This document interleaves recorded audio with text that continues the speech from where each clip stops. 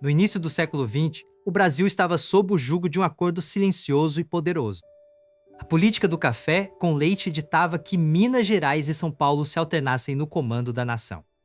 Enquanto as elites dividiam o poder, o povo brasileiro permanecia à margem das grandes decisões. A economia, dependente quase exclusivamente do café, começou a mostrar sinais de uma crise iminente. A quebra da Bolsa de Nova York, em 1929, atingiu os portos brasileiros como um vendaval devastador.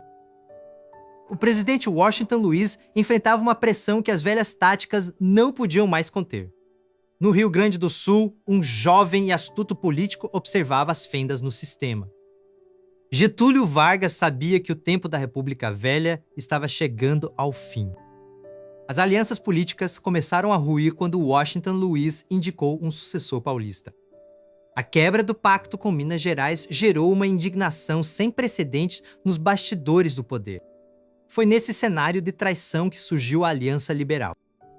O movimento unia descontentes de várias regiões sob a promessa de reforma e justiça.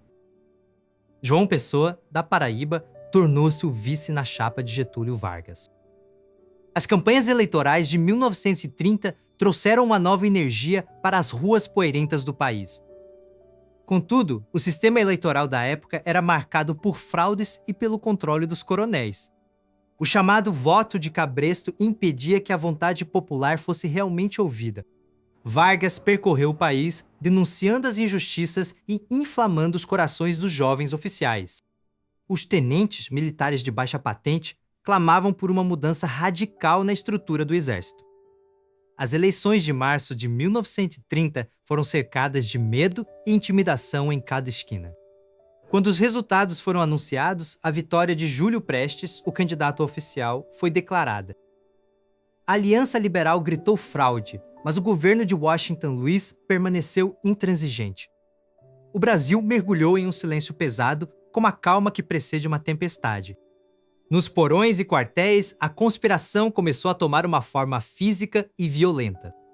E Getúlio Vargas, embora hesitante no início, percebeu que as urnas não trariam a justiça necessária. Então, em julho de 1930, um evento trágico mudaria o curso da história para sempre.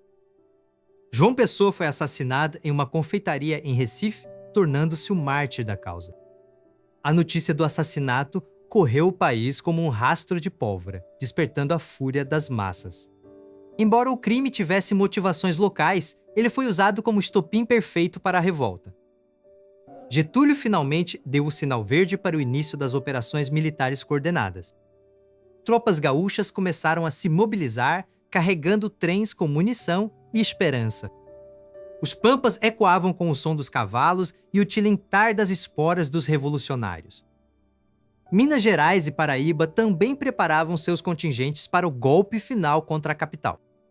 A República Velha, outrora inabalável, tremia diante da união dos estados periféricos.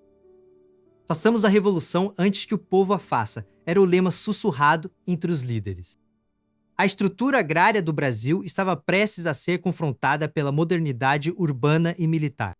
Ordens secretas foram enviadas via telégrafo para todos os cantos do território nacional. No Rio de Janeiro, a polícia secreta tentava desesperadamente caçar os conspiradores. Mas a maré do descontentamento era grande demais para ser contida por grades ou balas. O orgulho nacional, ferido por décadas de descaso, encontrava em Vargas uma voz de comando. As fronteiras entre a legalidade e a rebelião tornaram-se borrões cinzentos na neblina matinal. O relógio da história avançava para o dia 3 de outubro de 1930. Em Porto Alegre, Getúlio Vargas vestiu sua farda e preparou-se para o inevitável. O primeiro tiro foi disparado, quebrando o silêncio da capital gaúcha e ecoando por todo o país. As comunicações foram cortadas e o governo central ficou subitamente cego diante da revolta. Milhares de homens começaram a marchar em direção ao norte, carregando o peso de uma nova era. Mas o caminho para o Rio de Janeiro estava repleto de incertezas e perigos mortais. Vargas sabia que qualquer erro agora poderia significar o fim de seus sonhos e sua vida. O Exército Federal estava se mobilizando para interceptar os rebeldes em uma batalha decisiva. Uma notícia urgente chega ao comando revolucionário. Tropas inimigas foram avistadas no horizonte. Getúlio Vargas olha para seus generais e faz a pergunta que definirá o destino do Brasil. O silêncio na sala de comando é subitamente quebrado pelo som metálico de um telégrafo anunciando o início das hostilidades. Getúlio Vargas levanta-se da cadeira de couro, ajustando sua farda com uma calma que mascara a gravidade do momento. Ele assente para seus oficiais, sinalizando que a ordem de marcha para o norte deve ser executada imediatamente. Nas ruas de Porto Alegre, o povo se aglomera para ver a partida das primeiras colunas de soldados revolucionários. Tropas montadas em cavalos robustos galopam pelas estradas de barro, levantando nuvens de poeira que obscurecem o horizonte. Em Minas Gerais, as forças rebeldes tomam posições estratégicas ao longo das ferrovias para bloquear o avanço das tropas leais ao governo. O som de tiros de fuzil ecoa pelos vales, sinalizando o primeiro confronto direto entre a Aliança Liberal e as forças da República Velha. Vargas observa o mapa tático, traçando com o dedo a rota que levará seu exército até o coração do Rio de Janeiro. Sua voz pelo rádio alcança os cantos mais remotos do país, convocando os brasileiros a se unirem contra a oligarquia. Trabalhadores nas fábricas e camponeses nos campos param suas tarefas para ouvir as promessas de mudança do líder gaúcho. No Nordeste, Juarez Távora lidera a coluna revolucionária, enfrentando resistências locais com táticas de guerrilha urbana. Explosões de dinamite destroem pontes ferroviárias, isolando as comunicações da capital federal com o interior. Getúlio coordena os movimentos, mantendo a disciplina entre as diversas fações que compõem seu exército heterogêneo. O trem militar, carregado de munições e esperança, ruge pelos trilhos em direção ao Paraná sob aplausos incessantes. As perdas humanas começam a ser contabilizadas, mas o ímpeto da revolução parece apenas crescer com o sangue derramado. No Palácio do Catete, Washington Luiz tenta desesperadamente manter o controle sobre generais que começam a hesitar. A notícia da queda de importantes guarnições em Curitiba se espalha como fogo, fortalecendo a moral dos rebeldes. Getúlio recebe mensagens secretas de oficiais do Exército Federal que prometem desertar no momento crucial. A marcha prossegue e Vargas agora cavalga à frente de seus homens, tornando-se o símbolo vivo da insurreição. Ele ordena que a infantaria evite centros urbanos densos para minimizar baixas civis e garantir o apoio popular. O governo federal envia aviões para bombardear as colunas em avanço, criando pânico momentâneo entre os recrutas. Atiradores revolucionários respondem com fogo de metralhadora, desafiando a superioridade aérea da República. Vargas visita um acampamento noturno, compartilhando a mesma comida simples que seus subordinados consomem. Uma mãe entrega um amuleto ao líder, implorando para que ele proteja os jovens que o seguem na batalha. As notícias do assassinato de João Pessoa ainda ardem na alma dos combatentes, servindo como combustível moral. Vargas sabe que a vitória não depende apenas de balas, mas da desintegração da vontade política em Brasília. Centenas de novos voluntários se apresentam em cada cidade atravessada, aumentando as fileiras da Aliança Liberal. A Marinha Brasileira posiciona seus encoraçados na costa, aguardando ordens para intervir no conflito terrestre. Mensageiros a cavalo cruzam as fronteiras estaduais levando ordens urgentes para coordenar o ataque final. Getúlio Vargas assina o decreto que institui o governo provisório nos territórios já libertados. O cansaço físico é visível no rosto dos homens, mas o brilho da revolução mantém seus olhos acesos. Patrulhas de batedores relatam que o exército legalista montou uma linha de defesa massiva em Itararé. Vargas decide não recuar, ordenando que toda a artilharia seja trazida para a frente de batalha. O primeiro disparo de canhão ruge, sinalizando o início do que prometia ser a maior batalha da história brasileira.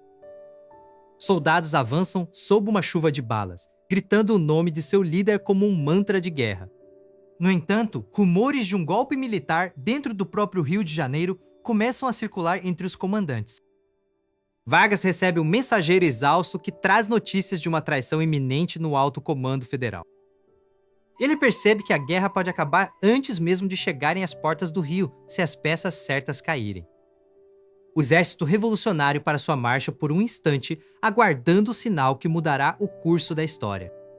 De repente, o rádio silencia e um novo código de transmissão começa a emitir um sinal desconhecido.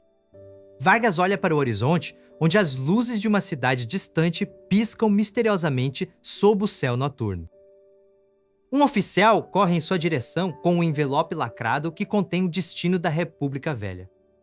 Ao abrir a carta, os olhos de Getúlio se arregalam diante de uma proposta inesperada vinda do coração do inimigo. Ele olha para seus generais e, com uma voz carregada de mistério, ordena o cessar-fogo imediato antes do ataque final.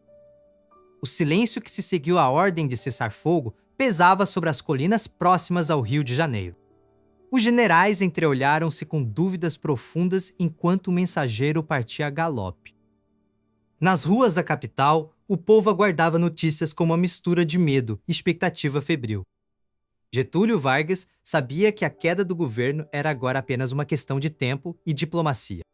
Subitamente, os rádios emitiram o sinal de que a junta militar havia deposto o presidente Washington Luiz. O grito de vitória ecoou pelos acampamentos revolucionários como um trovão há muito esperado. A Primeira República, dominada pelos coronéis, desmoronava sob o peso de sua própria obsolescência. Getúlio iniciou sua jornada final em direção ao Palácio do Catete para assumir o destino da nação. O trem que transportava o líder gaúcho era soldado por multidões em cada estação do trajeto. Os lenços vermelhos dos revolucionários tornaram-se o símbolo de uma mudança que não aceitava retorno. Ao chegar ao Rio de Janeiro, o ar estava carregado com a eletricidade da renovação política.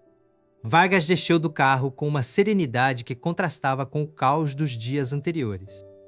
Ele subiu as escadarias do poder sob o olhar atento de amigos e antigos adversários.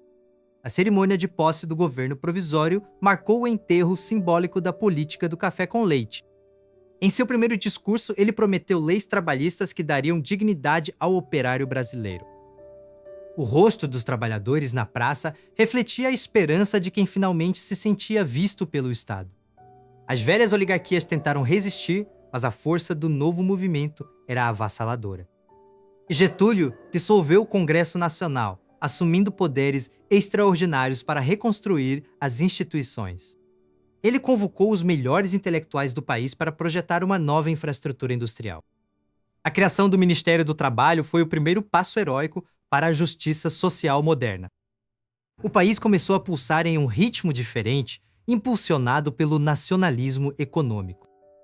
Getúlio observava o progresso da janela de seu gabinete, sabendo que o caminho seria longo. Ele não era apenas um político, mas o arquiteto de uma identidade brasileira unificada. O voto feminino foi instituído, trazendo milhões de novas vozes para a democracia que nascia. O exército foi reorganizado, transformando-se em uma força profissional e leal à federação. As tensões regionais que quase fragmentaram o Brasil foram gradualmente apaziguadas pelo diálogo. O Brasil de 1930 deixou para trás o arcaísmo para abraçar o futuro industrial. A imagem de Getúlio Vargas tornou-se onipresente, um símbolo de proteção e autoridade. A revolução não foi apenas uma troca de nomes, mas uma mudança de alma da nação. Os heróis que tombaram durante a marcha foram honrados com monumentos de granito e bronze. Vargas consolidou sua posição, tornando-se o mediador supremo entre as classes sociais. O Estado Novo despontava no horizonte com uma promessa de um Brasil forte e centralizado. A economia começou a se diversificar, reduzindo a dependência exclusiva do café.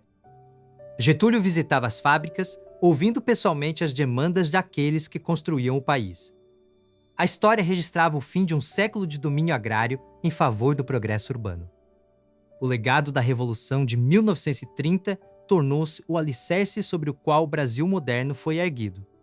Vargas sabia que seu nome estaria para sempre gravado nos anais da pátria. Com coragem e astúcia, ele transformou uma crise em uma oportunidade de renascimento nacional. O conflito terminou não com sangue, mas com a promessa de uma nova ordem social justa. O sol se punha sobre a velha república, mas a luz de um novo Brasil brilhava intensamente. Getúlio Vargas permaneceu firme, como comandante de uma nau que finalmente encontrou seu porto seguro.